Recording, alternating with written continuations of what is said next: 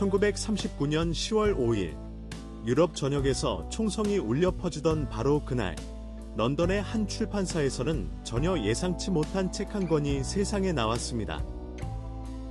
T.S. 엘리엇이라는 이름, 황무지의 시인으로 알려진 그 남자가 고양이에 관한 동시집을 출간한 것입니다. 하지만 이 책에는 단순한 동시집을 넘어선 무언가가 숨겨져 있었습니다.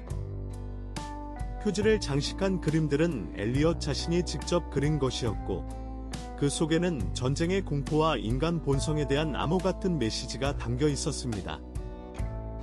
왜 하필 전쟁 개막일에 고양이 시집이었을까요? 이 질문은 80년이 지난 지금도 문학사의 미스터리로 남아있습니다. 엘리엇은 당시 문학계에서 가장 영향력 있는 비평가이자 시인이었지만 아무도 그가 그림을 그릴 줄 안다는 사실을 몰랐습니다. 원래 이 책의 사파는 미국 시인 랄프 하지슨이 맡기로 되어 있었습니다. 하지만 1939년 여름, 하지슨에게 개인적인 비극이 닥쳤고 그는 작업을 포기할 수밖에 없었습니다. 출판 일정은 이미 확정된 상태였고 페이버 앤드 페이버 출판사는 패닉에 빠졌습니다. 바로 그때 52세의 엘리엇이 조용히 말했습니다. 내가 직접 그리겠다고. 편집자들은 반신반의했지만 며칠 후 그가 가져온 스케치를 보고 모두 입을 다물지 못했습니다.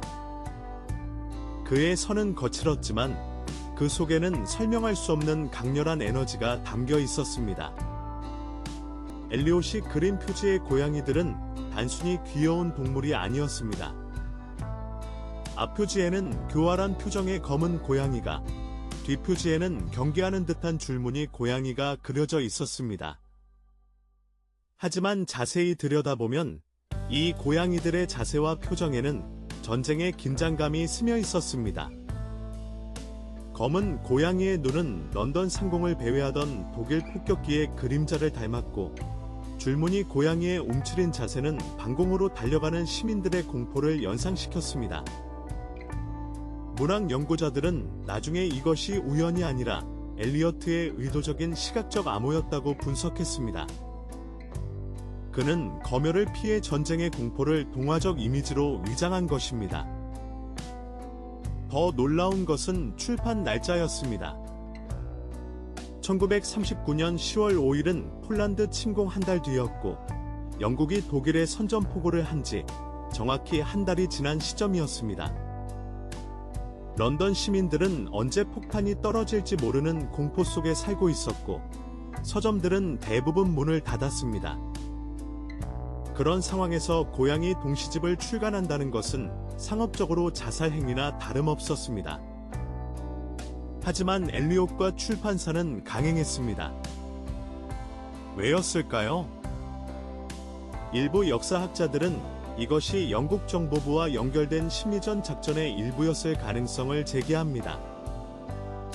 동화책을 통해 국민들에게 일상의 지속을 암시하고 전쟁 공포를 완화시키려는 정부의 은밀한 프로그램이었다는 것입니다.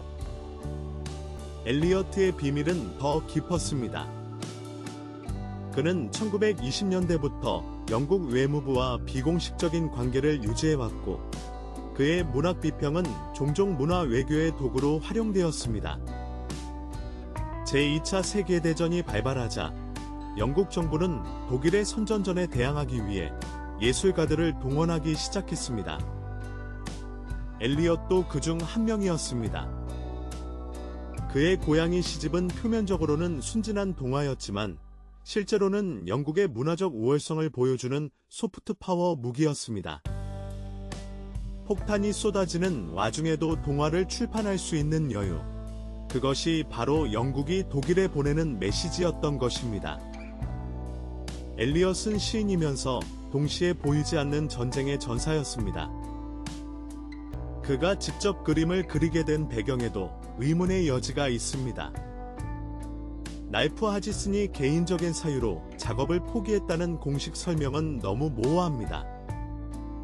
하지슨은 당시 일본 도쿄에 거주하고 있었고, 영국과 일본의 관계는 극도로 악화된 상태였습니다. 일부 연구자들은 하지슨이 사실상 감시와 압박을 받아 작업을 중단할 수밖에 없었을 것으로 추정합니다. 영국 정보부는 외국 거주 예술가가 참여하는 것을 보안상 위험으로 판단했을 수 있습니다. 그렇다면 엘리엇이 직접 그림을 그린 것은 자발적 선택이 아니라 계획된 수순이었을 가능성이 높습니다. 그는 처음부터 이 책의 유일한 창작자가 되도록 설계되었던 것입니다. 엘리어트의 그림 스타일은 전문 일러스트레이터와는 확연히 달랐습니다. 선이 불안정하고 비율이 부정확했지만 오히려 그것이 표현주의적 긴장감을 만들어냈습니다. 미술사학자들은 그의 화법이 1차 세계대전 참전 화가들의 스타일과 유사하다고 지적합니다. 특히 참호 속에서 공포를 그림으로 표현했던 독일 표현주의 화가들의 영향이 보입니다.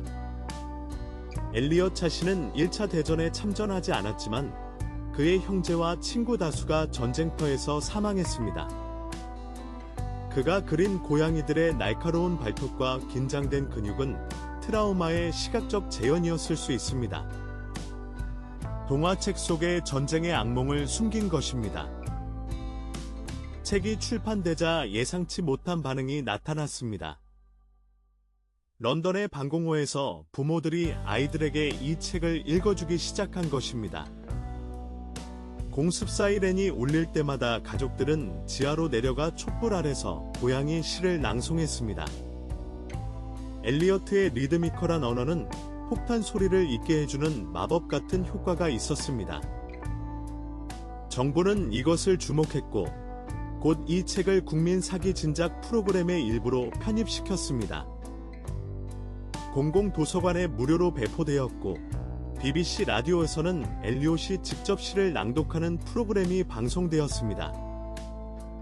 한 권의 동화책이 보이지 않는 심리적 방공호가 된 것입니다. 이것은 우연이 아니라 처음부터 계산된 결과였습니다. 하지만 독일도 가만히 있지 않았습니다. 나치 선전부는 이 책을 퇴폐적 영국 문화의 증거로 활용하려 했습니다. 괴벨스의 지시로 베를린 라디오는 영국이 전쟁 중에도 고양이 시나 쓰는 나약한 민족이라고 조롱했습니다. 그러나 이것은 역효과를 냈습니다. 점령당한 유럽 국가들의 레지스탕스는 오히려 이 책을 영국의 불굴의 정신으로 해석했습니다. 네덜란드와 프랑스의 지하 저항 조직은 이 책을 비밀리에 번역해 배포했고 암호명으로 고양이 이름들을 사용하기 시작했습니다. 엘리어트의 동화가 저항의 상징이 된 것입니다. 한 권의 책이 유럽 전역에서 보이지 않는 전쟁을 치르고 있었습니다. 전쟁이 끝난 후 엘리엇은 자신의 그림에 대해 거의 언급하지 않았습니다. 1950년 한 인터뷰에서 그림 실력에 대해 묻자 그는 단지 필요에 의한 것이었다고 짧게 답했습니다. 하지만 그의 개인 일기에는 다른 이야기가 있었습니다. 그는 그림을 그리면서 전쟁의 공포를 처리했다고 고백했습니다.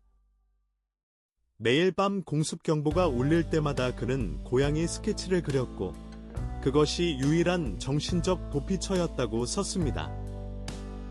심리학자들은 이것을 전형적인 외상 후 창작 행위로 분석합니다.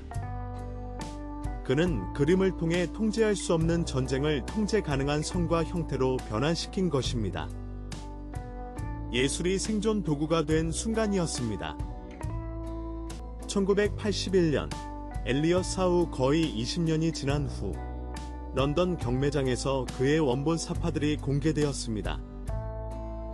그리고 충격적인 사실이 드러났습니다. 표지에 사용된 그림 아래에 또 다른 그림이 숨겨져 있었던 것입니다. X선 분석 결과 원래 그는 폭격당한 건물과 불타는 도시를 그렸다가 그 위에 고양이를 덧그린 것으로 밝혀졌습니다. 이것은 무엇을 의미할까요? 엘리엇은 자신의 진짜 감정, 즉 전쟁의 공포와 분노를 먼저 그렸지만 그것을 세상에 보일 수 없었기에 동화적 이미지로 덮어버린 것입니다. 미술 감정가들은 이것을 이중검열의 예술이라고 명명했습니다. 자기 검열과 국가 검열이 동시에 작동한 결과물이었습니다. 이 발견은 전쟁 예술사를 다시 쓰게 만들었습니다. 학자들은 다른 전시 중 출판된 동화책들도 재조사하기 시작했고, 놀랍게도 비슷한 사례들이 속속 발견되었습니다. 전쟁 중 예술가들은 검열을 우회하기 위해 무해한 이미지 속에 저항의 메시지를 숨겼던 것입니다. 엘리어트의 고양이 시집은 그 중에서도 가장 성공적인 사례였습니다. 그것은 동화이면서 동시에 전쟁 기록이었고, 오락이면서 동시에 생존 매뉴얼이었으며, 예술이면서 동시에 무기였습니다. 2019년 대형 박물관은 출판 80주년을 기념해 특별 전시를 열었고, 그의 원본 그림들은 이제 전쟁 문화유산으로 지정되어 있습니다. 결국 1939년 10월 5일에 출판된 그 작은 고양이 시집은 단순한 동화책이 아니었습니다. 그것은 전쟁의 공포, 예술가의 저항, 정부의 선전, 국민의 생존 의지, 그리고 인간 정신의 불굴함이 모두 응축된 복합적 역사 문서였습니다. T.S. 엘리엇은 시인으로 기억되지만 그는 또한 붓을 든 전사였습니다. 그의 그림은 서툴렀지만 그 속에는 어떤 완벽한 일러스트레이션도 담아낼 수 없는 진실이 있었습니다. 오늘날 우리가 그 책을 펼칠 때 우리는 단지 고양이 시를 읽는 것이 아니라 80년 전 런던 방공호의 촛불을 다시 켜는 것입니다. 역사는 때로 가장 예상치 못한 곳에 가장 순진해 보이는 형태로 숨어 있습니다.